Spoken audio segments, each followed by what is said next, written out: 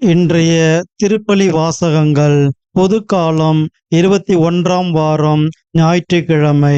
முதல் வாசகம். தாவீது குடும்பத்தாரின் திறவுகோலை அவன் தோளின் மேல் வைப்பேன். முதல் வாசகம். இறைவாக்கினர் எசாயா நூலிலிருந்து வாசகம். அதிகாரம் 22, இறை வசனங்கள் 19 முதல் 23 முடிய. உன்னை உன் பதவியில் இருந்து இறக்கி விடுவேன், உன் நிலையிலிருந்து கவிழ்த்து விடுவேன். அந்நாளில் இல்க்கியாவின் மகனும் என் ஊழியனும் ஆகிய எலியாக்கிமை நான் அழைத்து, உன் அங்கியை அவனுக்கு உடுத்தி, உன் கச்சையை அவன் இடுப்பில் கட்டி, உன் அதிகாரத்தை அவன் கையில் ஒப்படைப்பேன். எருசலேமில் குடியிருப்போருக்கும் யூதா குடும்பத்தாருக்கும் அவன் தந்தையாவான்.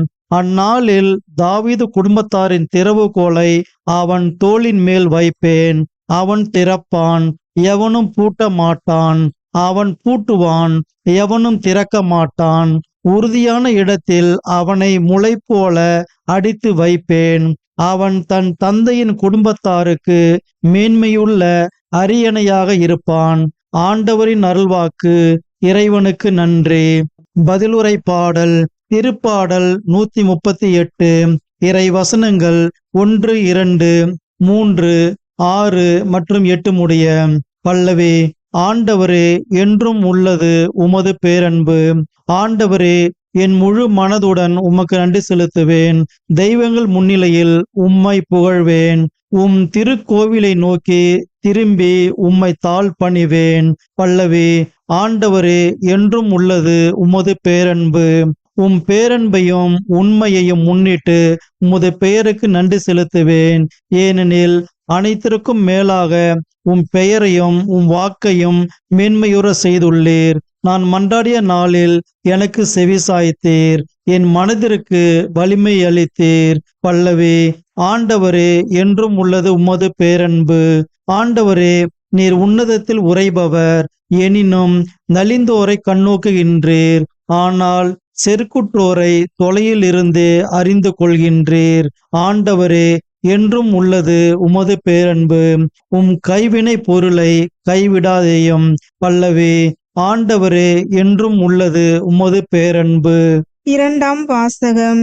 அனைத்தும் கடவுளிடமிருந்தே வந்தன, அவராலேயே உண்டாயின, அவருக்காகவே இருக்கின்றன. திருத்துதர் பவுல் ரோமேருக்கு எழுதிய திருமுகத்திலிருந்து வாசகம். அதிகாரம் 11, இறை வார்த்தைகள் 33 முதல் 36 முடிய. சகோதரர் சகோதரிகளே, கடவுளின் அருள் செல்வம் எத்துணை மிகுதியானது, அவருடைய ஞானமும் அறிவும் எத்துணை ஆழமானவை. அவருடைய தீர்ப்புகள் அறிவுக்கு எட்டாதவை, அவருடைய செயல்முறைகள் ஆராய்ச்சிக்கு அப்பாற்பட்டவை. ஏனெனில் ஆண்டவரின் மனதை அறிபவர் யார்? அவருக்கு அறிவுரையாளராய் இருப்பவர் யார்? தமக்கு கைமாறாக ஏதாவது கிடைக்கும் என முன்னதாகவே அவரிடம் கொடுத்து வைத்தவர் யார்? அனைத்தும் அவரிடமிருந்தே வந்தன, அவராலேயே உண்டாயின, அவருக்காகவே இருக்கின்றன. அவருக்கே என்றென்றும் மாட்சி உரித்தாகுக. ஆமேன். ஆண்டவரின் அருள்வாக்கு. இறைவனுக்கு நன்றி. நற்செய்திக்கு முன் வாழ்த்தொலி. அல்லேலுயா, அல்லேலுயா. உன் பெயர் பேதுரு. இந்த பாறையின் மேல் என் திருச்சபையை கட்டுவேன். பாதாளத்தின் வாயில்கள் அதன் மேல் வெற்றி கொள்ளலாம். அல்லேலுயா, அல்லேலுயா. நற்செய்தி வாசகம். உன் பெயர் பேதுரு. விண்ணரசின் திறவுகோல்களை நான் உன்னிடம் தருவேன். மத்தேயு எழுதிய தூய நற்செய்தியிலிருந்து வாசகம். அதிகாரம் 16, இறை வார்த்தைகள் 13 முதல் 20 முடிய. அக்காலத்தில் இயேசு பிலிப்பு செசரியா பகுதிக்கு சென்றார். அவர் தம் சீடரை நோக்கி, மானிட மகன் யார் என்று மக்கள் சொல்கிறார்கள் என்று கேட்டார். அதற்கு அவர்கள், சிலர் திருமுழுக்கு யோவான் எனவும், வேறு சிலர் எலியா எனவும், மற்றும் சிலர் எரேமியா அல்லது பிற இறைவாக்கினருள் ஒருவர் என்றும் சொல்கின்றனர் என்றார்கள். ஆனால் நீங்கள் நான் யார் என சொல்கிறீர்கள் என்று அவர் கேட்டார். சீமோன் பேதுரு மறுமொழியாக, நீர் மெசியா, வாழும் கடவுளின் மகன் என்றுரைத்தார். அதற்கு இயேசு, யோனாவின் மகனான சீமோனே, நீ பேறு பெற்றவன். ஏனெனில் எந்த மனிதரும் இதை உனக்கு வெளிப்படுத்தவில்லை, மாறாக விண்ணகத்தில் உள்ள என் தந்தையே வெளிப்படுத்தியுள்ளார். எனவே நான் உனக்கு கூறுகிறேன், உன் பெயர் பேதுரு.